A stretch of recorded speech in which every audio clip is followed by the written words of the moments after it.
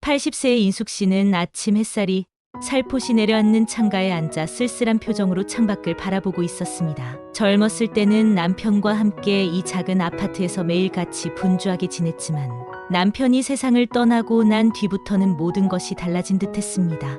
예전에는 활기차게 오가던 자녀들의 발소리가 끊기기 시작했고 오래된 달력처럼 시간은 더욱더 천천히 흘러가는 듯 느껴졌습니다. 인숙 씨가 가장 애틋하게 생각하는 것은 두 자녀였습니다. 아들과 딸은 한때 인숙 씨 인생의 가장 큰 축복이자 자랑이었습니다. 자녀들을 키우는 동안 힘든 순간도 많았지만 그래도 가족이 함께 있다는 사실이 큰 위안이었습니다. 그러나 세월이 흐르면서 자녀들도 각자의 삶을 꾸려나가기 위해 멀리 떨어져 살게 되었고 어쩐지 가족으로서의 유대감이 희미해지는 것만 같았습니다. 남편이 떠난 뒤 인숙 씨는 한동안 혼자 지내는 시간을 적잖이 힘들어했습니다. 다행히도 초반에는 딸이 주말마다 전화를 걸어주곤 했으며 아들도 특별한 날이면 집에 들러 안부를 물었습니다. 하지만 점차 자녀들의 방문이 줄어들기 시작했습니다. 아들은 회사 업무로 늘 바쁘다고 말했고 딸은 본인의 직장 생활에 치여서 늘 지쳐 있었습니다. 몇 번이고 다가가고 싶었지만 더는 자녀들에게 부담을 주고 싶지 않다는 마음에 한 걸음 물러서게 되었습니다. 가장 마음이 쓰였던 사람은 딸이었습니다. 딸은 수도권의 대도시에서 높은 경쟁률을 뚫고 취업에 성공했으며 업무 환경이 까다롭기로 유명한 곳에서 일하고 있었습니다.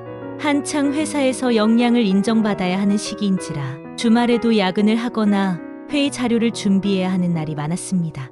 언뜻 보기에는 화려해 보였지만 실제로는 몸도 마음도 녹록지 않은 생활이었습니다. 거기에다 결혼도 준비 중이라고 들었지만 서로 마찰이 있는지 딸은 그 문제를 자세히 이야기하려 들지 않았습니다.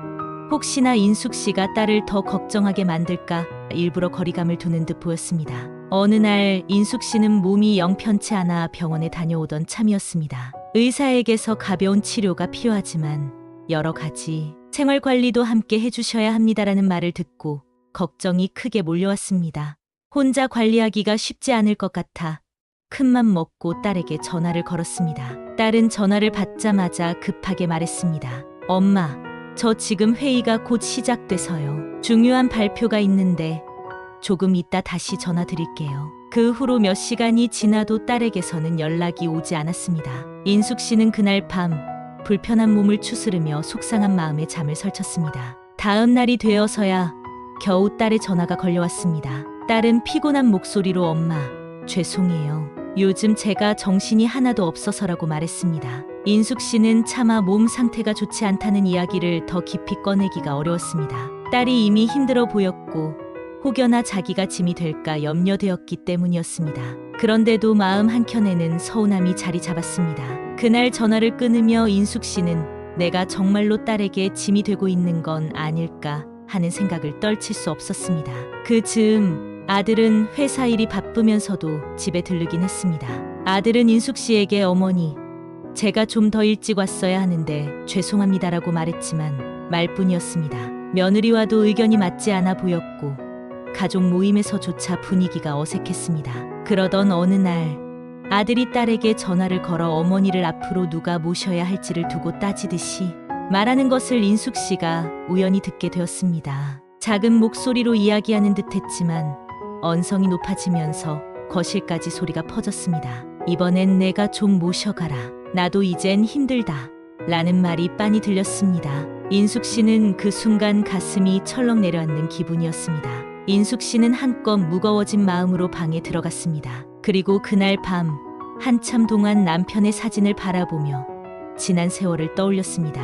남편이 살아있었을 때는 웃으며 넘길 수 있던 일들이 이제는 더욱 크게 다가왔습니다. 둘이 함께 키워낸 자녀들이었는데 이제는 서로 부담을 느끼며 책임을 미루는 모습이 안타깝게만 보였습니다. 새벽까지 잠을 이루지 못한 채 아련한 추억과 현재의 현실이 교차하는 복잡한 감정을 껴안고 있었습니다. 며칠이 지나도 자녀들의 신경전은 수그러들 기색이 없었습니다. 아들은 회사에서 승진을 앞두고 있는데 매일 야근하고 스트레스도 많다고 하소연했습니다. 딸은 결혼 준비가 생각보다 복잡하고 돈도 많이 들어간다며 한숨을 내쉬었습니다. 인숙 씨는 두 자녀가 힘든 상황인 것을 알았지만 가족끼리 서로를 걱정하고 보살펴주기보다는 갈등을 빚고 있는 모습에 큰 충격을 받았습니다.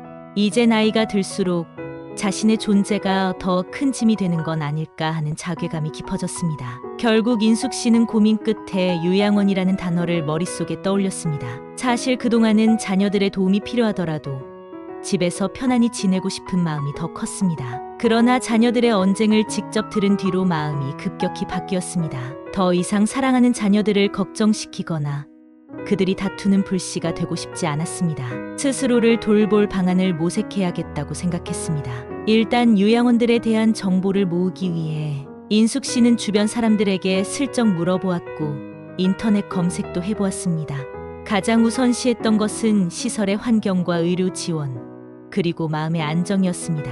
어느 날 딸에게 전화를 걸어 요양원에 대한 이야기를 꺼냈습니다. 딸은 놀란 듯한 목소리로 엄마, 갑자기 그게 무슨 말씀이세요?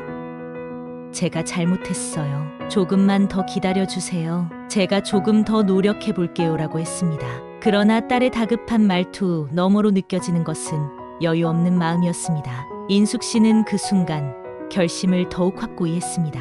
다음 주에 예약해둔 요양원을 직접 둘러보기 위해 인숙 씨는 작은 보따리에 갈아입을 옷과 필요한 물건들을 챙겨 나섰습니다. 남편의 사진은 꼭 잊지 않고 챙겼습니다. 익숙한 동네 골목골목을 지나며 이사 온 초기의 추억부터 자녀들이 초등학교에 들어가던 순간, 남편과 함께 밤늦게까지 웃고 떠들던 시간 등 다양한 기억들이 머릿속을 스쳐 지나갔습니다. 이 길들을 걸을 때마다 언제나 옆에는 가족이 있었는데 이제는 혼자서 걸어가는 발걸음이 많이 무거웠습니다. 요양원에 도착했을 때 인숙 씨는 낯선 분위기와 특유의 소독약, 냄새에 어딘지 모르게 위축되는 기분이 들었습니다. 그러나 안내를 도와주는 직원의 따뜻한 말 한마디와 차분한 설명 덕에 조금은 마음이 편해졌습니다. 방을 안내받는 동안 시설 안 곳곳을 둘러보았는데 많은 어르신들이 휠체어를 타고 거닐거나 조용히 텔레비전을 시청하고 있었습니다. 처음에는 이곳에서 과연 내가 잘 지낼 수 있을까 하는 두려움이 컸지만 동시에 더 이상 자녀들의 갈등을 눈앞에서 지켜보지 않아도 되겠다는 생각에 살짝 안도감이 들었습니다. 문득 창문 너머를 바라보니 봄을 알리는 꽃이 살짝 피어 있었습니다. 지난 겨울의 차가운 기억들이 점차 녹아내리고 새롭게 시작할 수 있다는 작은 희망이 마음속에 떠올랐습니다. 인숙 씨는 방 안에 짐을 풀고 남편의 사진을 작은 탁자 위에 조심스럽게 올려놓았습니다. 그리고 간절히 중얼거렸습니다. 여보, 나 이제 여기서 우리 애들 걱정 없이 지내보려고 해요. 그 말과 함께 마음 한구석이 조금이나마 가벼워지는 듯했습니다. 며칠 뒤 딸과 아들은 요양원을 찾아왔습니다.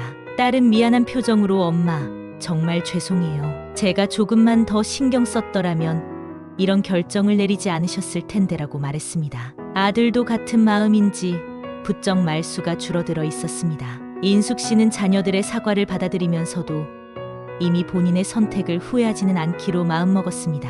오히려 이렇게 독립적인 삶을 택함으로써 자녀들과의 관계가 더 나빠지지 않고 오해가 쌓이지 않도록 미리 예방하는 것이라 생각했습니다.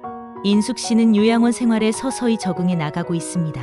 아침 일찍 일어나 간단한 체조를 하고 다른 어르신들과 함께 식사를 하며 이야기를 나누고 있습니다. 딸에게서 가끔씩 오는 전화는 여전히 바쁜 목소리를 담고 있지만 마음은 전보다 한결 가벼워졌습니다. 더 이상 서로 간에 책임을 두고 다투는 상황을 피할 수 있었고 오히려 가족이라는 이유로 서로를 속박하던 감정들이 조금씩 풀려나가는 느낌이 들었습니다. 요양원의 한적한 마당에서는 계절마다 색색의 꽃이 피어나고 그 옆 벤치에 앉아 햇살을 즐기는 분들도 있었습니다. 인숙 씨도 종종 남편의 사진을 들여다보며 그를 추억하고 사소한 일상 속에서 소소한 행복을 찾으려고 노력하고 있습니다.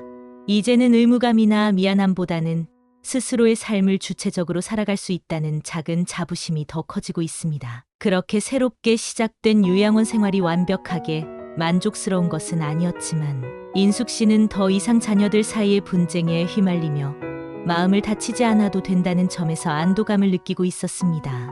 무엇보다 스스로 내린 결정이라는 사실이 주는 의미가 상당했습니다. 한때는 자녀들에게 기대고 싶어 눈물을 흘리던 순간도 많았지만 이제는 서로가 부담을 덜고 각자의 삶을 존중해 줄 수 있다는 것이 큰 위로가 되었습니다. 80세의 인숙 씨는 요양원에서 조용히 창밖을 바라보며 생각했습니다. 그래, 나도 이쯤에서 내 삶을 새로운 시각으로 바라볼 때가 되었구나. 아이들도 나도 모두 행복해질 수 있었으면 좋겠어. 그 순간 창가로 스며드는 봄 햇살이 마치 따뜻한 위로처럼 느껴졌습니다. 이 선택을 후회하지 않을 것이고 오히려 앞으로 더 나은 날들을 만들어갈 수 있으리라는 희미한 확신이 마음속에 살아나고 있었습니다.